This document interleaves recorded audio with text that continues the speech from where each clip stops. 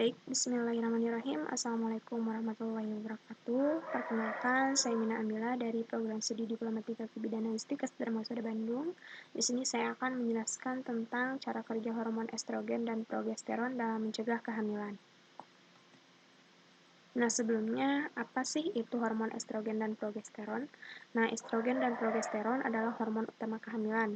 Estrogen merupakan sekelompok hormon yang memiliki peran sangat penting dalam perkembangan dan pertumbuhan karakteristik seksual wanita dan proses reproduksinya.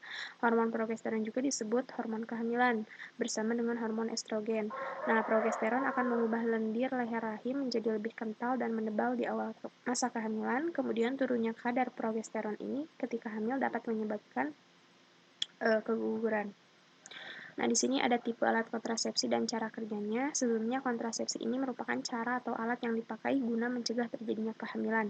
Penggunaan beberapa jenis kontrasepsi juga diketahui bermanfaat untuk menghindari penularan penyakit menular seksual atau PMS. Nah, alat kontrasepsi seperti pil KB, suntik KB, implan KB, dan diafragma hingga cervical cup tidak memberikan perlindungan terhadap penyakit menular seksual. Sedangkan kondom pria, kondom wanita dapat memberikan perlindungan terhadap penyakit menular seksual. Nah, selanjutnya ada alat kontrasepsi ini banyak ragamnya yang secara garis besarnya ini dibagi menjadi dua tipe, yakni kontrasepsi hormonal dan juga non-hormonal. Untuk yang pertama itu ada alat kontrasepsi alat kontrasepsi hormonal.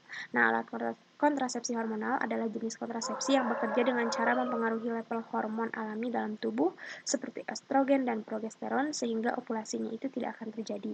Penggunaan kontrasepsi hormonal ini juga membuat penggerakan sperma ke serviksnya ini terhambat sehingga tidak bisa membuahi sel telur.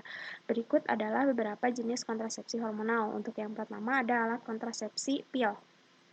Pil kontrasepsi atau lebih dikenal dengan istilah pil KB ini merupakan salah satu jenis kontrasepsi hormonal yang digunakan secara luas. Nah, pil KB ini sendiri ada dua jenisnya, yakni pil KB kombinasi dan pil KB mini. Sesuai namanya, pil kombinasi mengkombinasikan hormon estrogen dan progesteron sehingga menghentikan pelepasan ovum oleh ovarium. Alhasil, kehamilan pun tidak akan terjadi. Nah, jika tadi pil kombinasi mengandung dua jenis hormon, maka pada pil mini hanya terkandung hormon progesteron saja. Pengkonsumsian pil mini ini akan mencegah terjadinya ovulasi sehingga pembuahan pun tidak akan bisa terjadi. Kedua jenis pil KB ini harus dikonsumsi dengan rutin sehingga setiap harinya pada jam yang sama agar bisa efektif untuk bekerja. Untuk yang kedua ini ada implan. Nah, implan merupakan alat kontrasepsi wanita yang menyerupai tabung kecil seukuran korek api yang diimplan atau dimasukkan ke dalam kulit lengan atas seperti gambar yang di samping. Kemudian setelah masuk ke dalam kulit, maka implan akan mengeluarkan hormon progesteron yang menghentikan terjadinya ovulasi, sehingga penggunaannya pun tidak akan hamil. Nah, alat ini bisa bekerja dengan efektif hingga 3 tahun lamanya.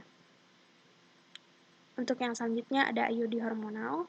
Nah, kontrasepsi hormonal selanjutnya adalah IUD, merupakan alat kontrasepsi yang terbuat dari plastik dengan bentuk seperti huruf P ya, seperti gambar yang di samping. Nah, alat ini juga kemudian dimasukkan ke dalam uterus oleh dokter ya ataupun oleh bidan atau tenaga kesehatan, yang mana nantinya IUD akan merilis hormon progesteron yang menghambat terjadinya ovulasi. Nah, penggunaan IUD hormonal ini bisa mencegah kehamilan selama 3-7 tahun lamanya. Nah, untuk yang selanjutnya itu ada PEDS. PEDS merupakan bentuk kontrasepsi hormonal yang ditempelkan di bagian lengan atas pinggul ataupun punggung. Dikarenakan bentuknya yang menyerupai koyo, tak heran jika bentuknya itu disebut juga sebagai koyo KB ya. Nah, PEDS ini bekerja dengan cara merilis hormon estrogen dan progesteron ke dalam tubuh yang berperan dalam menghentikan ovulasi. Untuk selanjutnya ada cincin KB. Cincin KB ini merupakan kontrasepsi yang berbentuk seperti cincin dengan lebar sekitar 2 inci. Nah, cincin KB ini dimasukkan sendiri ke dalam bagian intim lalu dibiarkan disela selama 3 minggu, di mana 1 minggunya lagi dilepas untuk masa menstruasi. Nah, cincin KB ini mengandung hormon estrogen dan progesteron sehingga menyebabkan tidak akan terjadinya ovulasi. Nah, tadi sudah saya jelaskan mengenai alat kontrasepsi hormonal, sekarang alat kontrasepsi non-hormonal.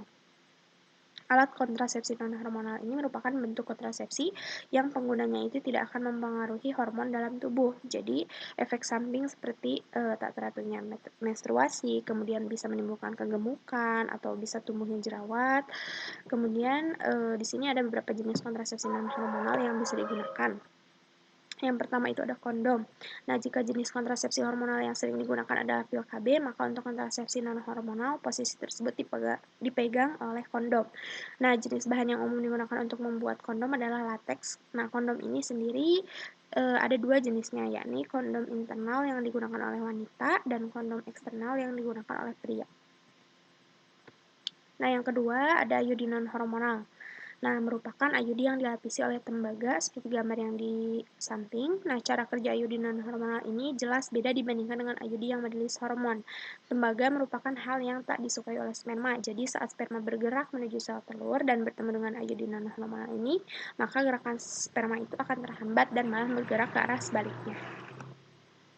Kemudian yang selanjutnya ada alat kontrasepsi cervical cup, yang dimana merupakan jenis kontrasepsi non-hormonal yang bekerja dengan cara menutupi rahim.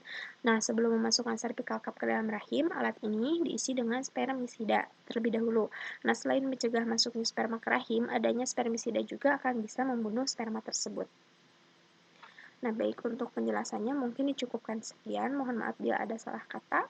Wassalamualaikum warahmatullahi wabarakatuh.